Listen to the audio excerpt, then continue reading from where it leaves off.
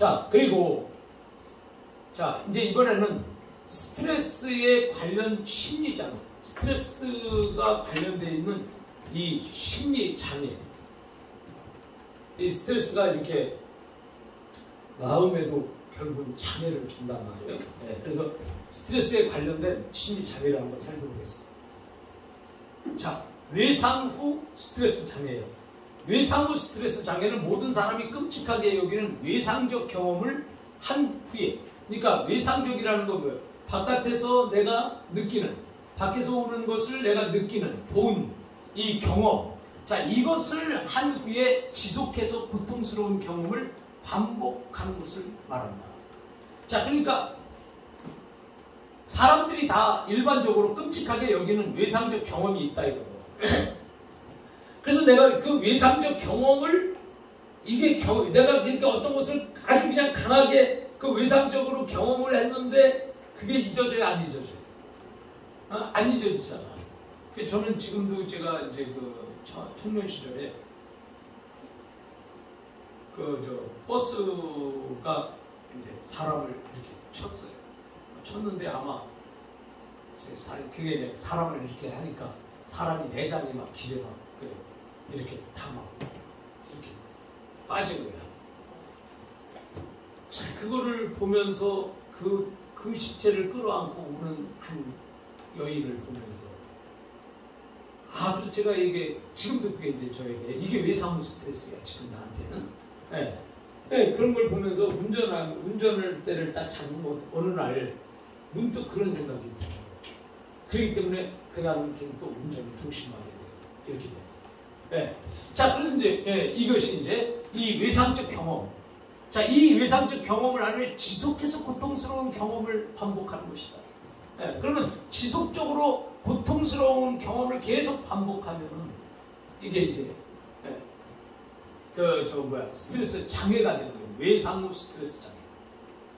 그 다음에 외상 후 스트레스 장애의 평생 유병률은 미국의 경우 1에서 14% 정도. 그 다음에 증상은 대개 사건이 발생된 후 3개월 이내에 일어난다. 3개월. 그러니까 3개월을 이렇게 잘 이렇게 견뎌야 되고, 외상 후 스트레스 같은 경우에는. 그래서 여러분들이 이제 그 부부간에도 이렇게 해서 우리가 살다가 누가 하나 죽잖아요.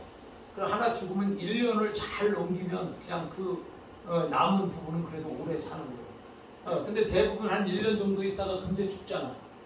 같이 죽는 사람들이 거의 많잖아요. 그러니까 그 1년 동안에 그게 왜 그래요? 외상 후 스트레스, 그게 계속되고 보니까 막 하니까 자기도 모르게 그냥 이렇게 같이 뒤따라간다 이거예요. 자, 그래서 3개월 이내에 여기는 일어나는 거예요. 이거 장애는요, 장애라는 거야.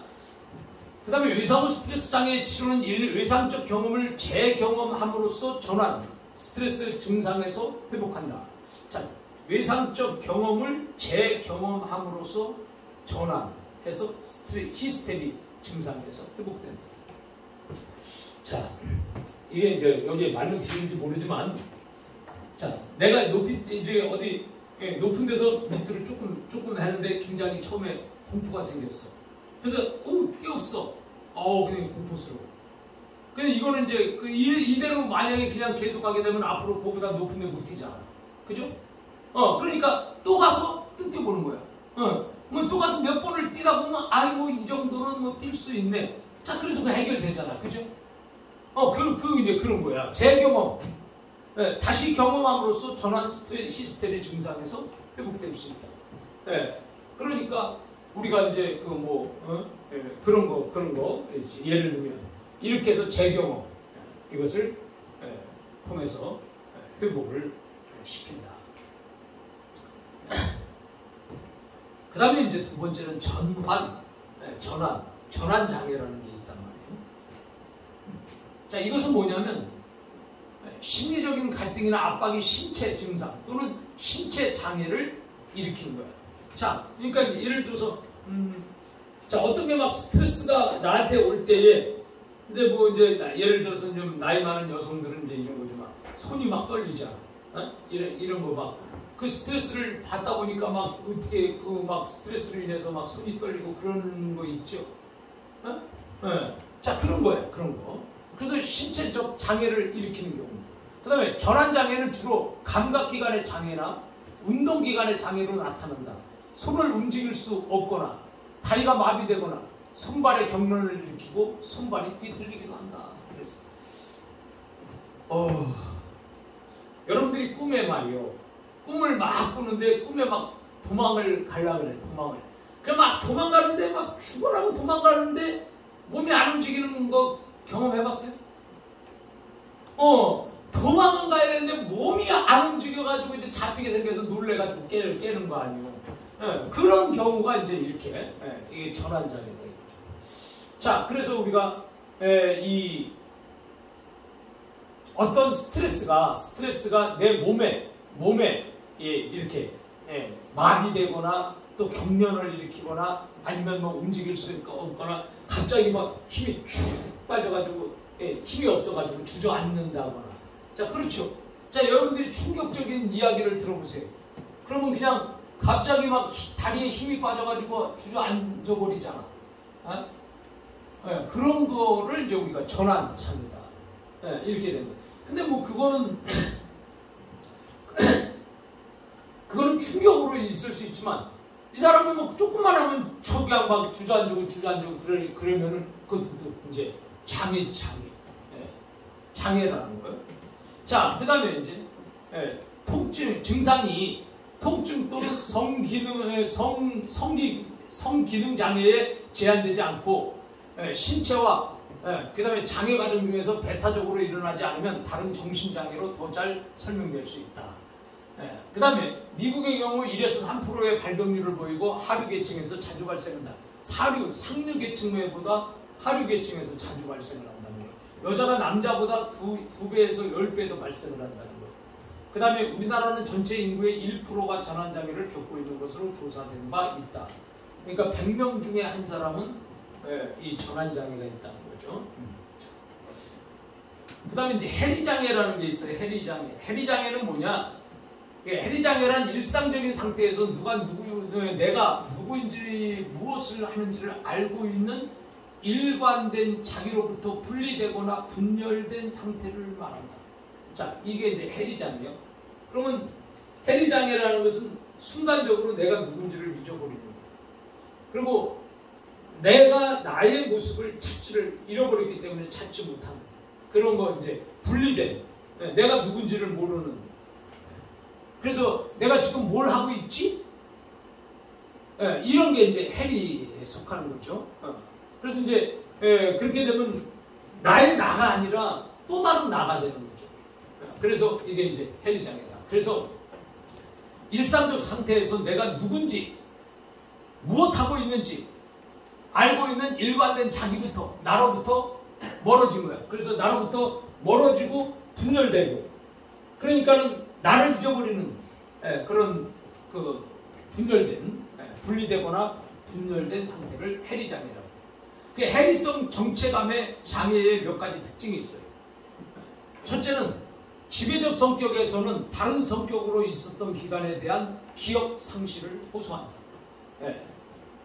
그래서 이제 사람들을 지배하려고 하는 그런 지배적 성격에서 다른 성격으로 있었던 기간.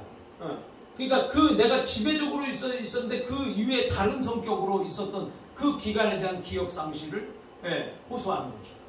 그 다음에 두 번째는 이 장애를 보이는 사람은 흔히 어렸을 때 신체적으로나 성적으로 학대받은 경험이 있는 사람. 그래서 어렸을 때 만약에 여러분들이 어떤 뭐 갑자기 뭐 성추행을 당했다든지 아니면 학대를 당했다든지 자 그런 것들은 굉장히 이 해리 장애로 나타난다는 거죠. 그래서 이런 장애를 보이는 사람은 흔히 어렸을 때 신체적으로나 성적 학대받은 그런 경험이 있기 때문에 그걸 찾아서 그걸 해결을 해줘야 돼. 그 다음에 심한 혼란으로 정신과적인 치료를 받은 경험이 있다. 그러니까 이제 내가 누군지를 모르고 나를 잃어버리니까 이제 이게 정신이 분열되잖아요. 그래서 정신적인 장애가 생기고 이제 그걸 갖다가 이제 우리가 이제 또 때로는 조현병이라고도 말할 수 있는 건데, 자, 어쨌든 간에 이렇게 정신과적인 치료를 받은 경험이 또 있다는 거죠. 이런 사람의 특징은. 그 다음에 체면술에 걸리기 쉬운 성격을 보인다. 여러분이 체면술에서 레드선 이렇게 아주 굉장히 폭박하거나 또 어떤 사람이 쓰러뜨리 하면은 쓰러뜨린다거나 아니면 무슨 종교에서 어떤 이렇게 막 뒤를 자빠지게 한다거나 자 이런 거에 많이 예민한 사람들은 이게 다 이게 체면술에 걸리기 쉬운 성격 이런 사람들이 이제 해리장애가 이제 있는 거다. 네. 그래서 여러분들이 예를 들어서 만약에 어디 종교 같은 데서 이렇게 하고 좀 쓰러뜨린다 그러면 안 쓰러져야지. 왜 쓰러져? 응? 아니 직접 미는 것도 아닌데 왜 쓰러져? 가만히 있어. 가만히 서 있는데 왜 쓰러져? 응? 그게 이제 좋은 게 아니지 지금? 보니까 좋은 게 아니야. 그걸 갖다가 이제 사람들 은혜 받았다 그러는데 그게 은혜가 아닌 거지. 공부해 보니까 심각한 거지, 그죠? 예. 자 그래서 우리가 볼 때 체면술에 걸리기 쉬운 성격을 보인다. 해리장애. 자, 그 다음에 스트레스 대처 방안을 살펴보겠습니다. 그럼 스트레스는 어떻게 대처를 해야 되냐? 자, 스트레스를 대처한다. 자, 스트레스를 대처한다는 거예요. 대처 방안이라는 용어는 인간의 적응에서 핵심적인 개념으로 사실 스트레스에 지대한 관심을 기울이는 것도 따지고 보면 스트레스 자체에 관심이 있다고 하는 것이 아니라 그런 스트레스를 어떻게 관리하고 해결하는지 대처하는 방법에 관심이 있기 때문에 관심을 갖는다는 거예요. 그래서 대처 방안이라고 하는 것은 스트레스를 어떻게 관리하고 해결하는지 방법을 우리가 대처 방안이다 이렇게 말하는 거예요. 자, 그 다음에 캐논은 스트레스 대처를 항상성의 유지라고 봅니다. 스트레스를 대처한다는 것을 캐논이라고 하는 사람은 항상성 유지. 항상성이라는 건 뭐예요? 사람은 항상성이 있어요. 그래서 항상성이라고 하는 것은 항상 원래의 상태로 돌아가려고 하는 그 노력이에요. 그 모습이에요. 그러니까 항상 내가 나를 항상 이렇게 했는데 내가 순간 잘못했으면 또 다시 나를 찾아서 나를 돌려놓고 항상 그 원래 상태로 돌아가려고 하는 그 힘을 항상성이라고 해요. 알았죠? 네. 자, 그래서 즉 유기체가 손상되거나 상해를 입을 때 이를 회복하는 것이라고 했다. 자, 예를 들어서 여러분이 이 손을 이렇게 칼로 스쳐가지고 손이 찢어졌어. 자, 이게 찢어졌으면 이게 그냥 놔두면 어떻게 되겠어요? 찢어져 있는 거잖아. 근데 이 내 몸에는 항상성이라는 게 있어. 그래서 항상성이라고 하는 것이 있어서 다시 원상복귀 하려고 그래. 네, 그래서 원상복귀하는 그것을 우리가 항상성이다 이렇게 말합니다. 그 다음에 라자루스는 특정한 스트레스 상황에 대해서 대처하는 것은 지속적인 행동 방식이 아니라 상호간에 융통성 있게 대응하는 것으로 보았다. 그래서 라자루스라고 하는 사람은 아까 캐논은 이 회복을 말한 것이고, 자, 그 다음에 이 라자루스는 상호간의 융통성 있게 대응하는 것으로 이렇게 보고 있습니다. 그 다음에 스트레스 대처의 개념, 스트레스 평가는 심리적인 중재의 핵심적인 역할을 담당한다. 즉, 대처하려면 먼저 상황을 평가해서 대처할 것이 무엇인지, 대처할 것인지 무시할 것인지를 결정해야 된다. 그래서 이제 예를 들어서 자, 어떤 스트레스가 생겼어. 그러면 자, 이 스트레스를 해결할 거냐? 이거 그냥 굳이 해결할 필요 없다. 그냥 지나가면 되지. 이렇게 그거 둘 중에 하나를 결정해야 된다는 거예요. 그래서 상황과 자기의 역량을 비교해서 대처 방안을 선정하는 평가 과정이 있어야 된다. 그래서 어떤 상황이 벌어지면 내가 이것을 그냥 해결할 것인가, 그냥 아니면 무시해도 될 것인가, 이걸 내가 결정하고, 여기 있잖아요. 내 역량에 따라서 이것을 내가 할 거냐 말 거냐, 자, 이런 평가 과정이 필요하다는 거죠. 이렇게 볼 때 대처 방안은 상당 부분 인지 과정이다 그랬어요. 자, 이제 우리가 사람들이 이제 스트레스를 받기 이전에 우리가 이제 생각을 한번 해보는 거예요. 그러면 예를 들어서 자, 우리 요양보호사가 그 어르신이 막 스트레스를 준다. 그랬을 때 요양보호사가 생각할 때 야, 어르신이 너무 나한테 스트레스를 준다. 이렇게 생각하면 그거 힘든 거죠. 근데 요양보호사가 어르신은 환자야. 환자니까 당연히 뭐 그런 거지. 그거 정상적이라면 왜 요양보호사가 필요하겠어? 그냥 환자이기 때문에 내가 필요한 것이다. 그래서 내가 이렇게 왔으니 당연히 그걸 해야 된다. 이렇게 생각하면 그게 스트레스가 안 되잖아. 근데 야, 어르신이 이럴 수가 있나? 어떻게 근데 이렇게 멀쩡한 사람한테 막 이러냐? 그러면 그건 스트레스가 돼요. 자, 그래서 여기 보면 그게 이제 인지 과정이라는 거예요. 인지 과정. 그 다음에 효율적인 스트레스 대처 방안이 있어. 효율적인 스트레스 대처 방안은 무엇이냐? 평소에 개인의 대처 능력을 향상하는 예방적인 준비를 하는 것이다.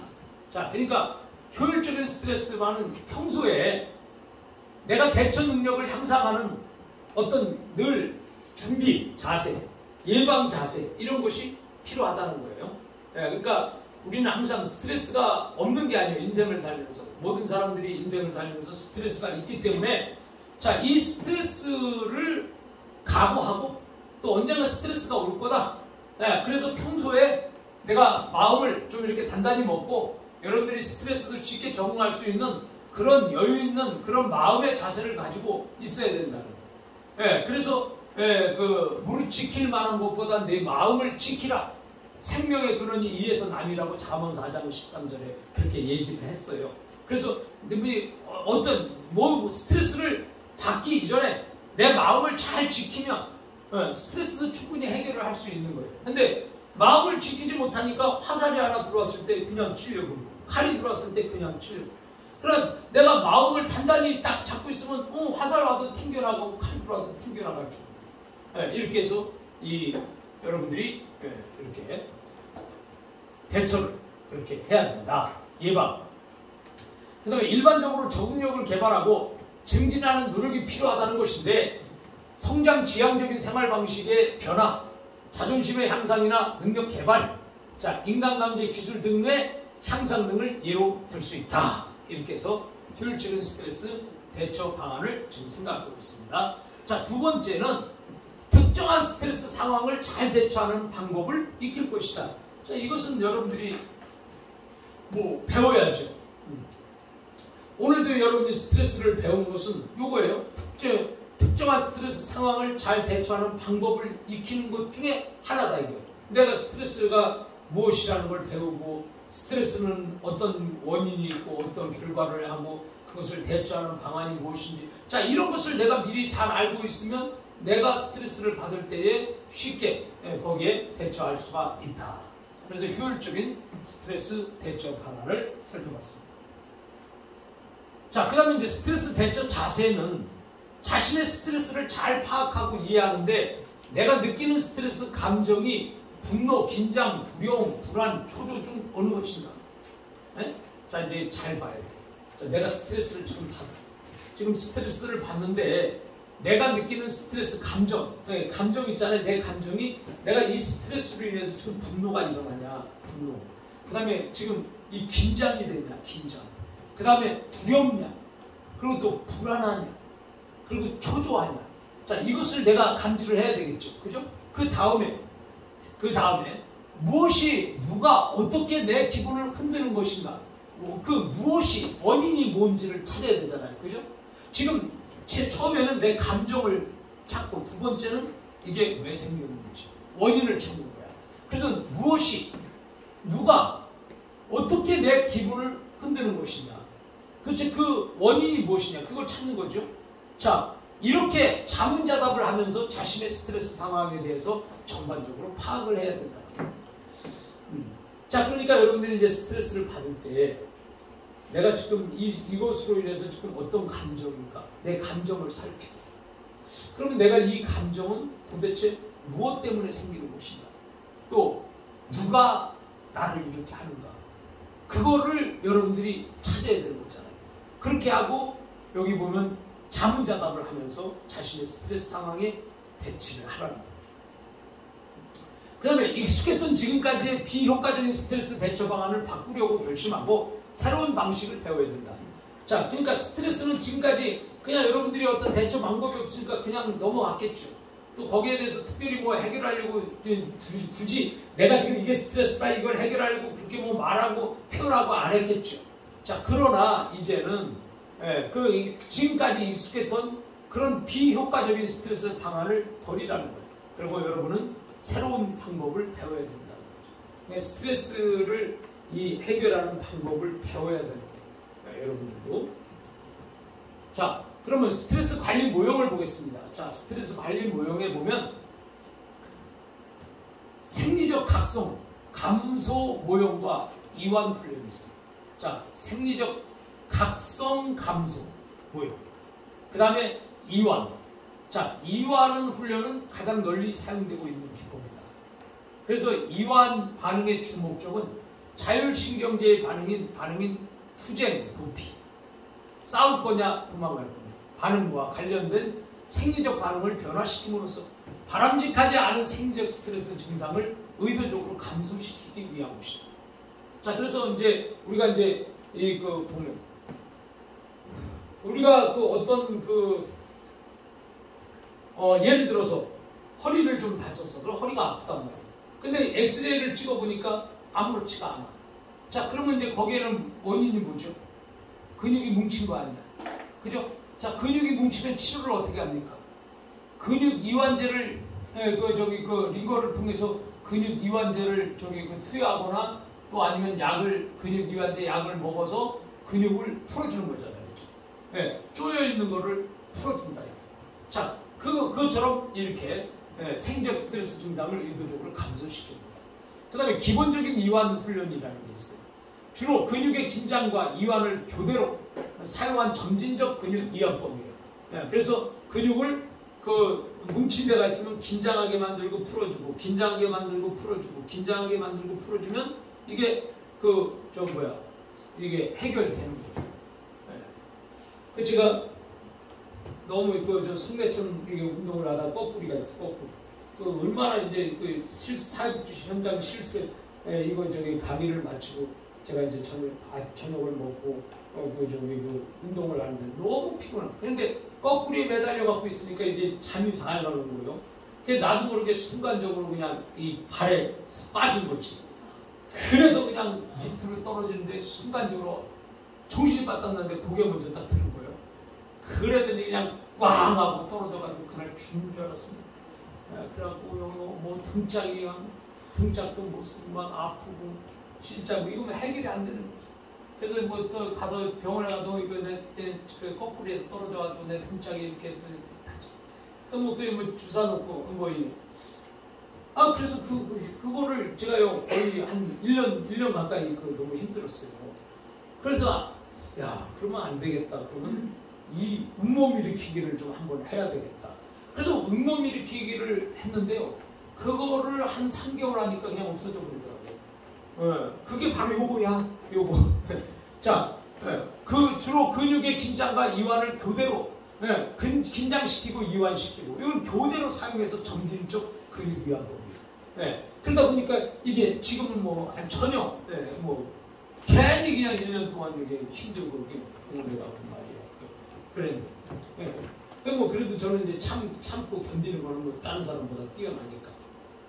그래서 이 잇몸 일으키기 이거를 이제 20개부터 시작을 했어요. 20개 시작해서 지금은 어제는 400개 했어요. 그러니까 이제 그게 계기가 돼가지고 그러니까 이 잇몸 일으키기 하니까 처음에는 아프더니 시간이 지나니까 언제 낫는지도 몰라요. 언제 낫는지도 날짜도 모르고서 언제 낫는지. 그러니까 이렇게 요거예요. 요게 기본적인 이완 훈련. 오케이? 예.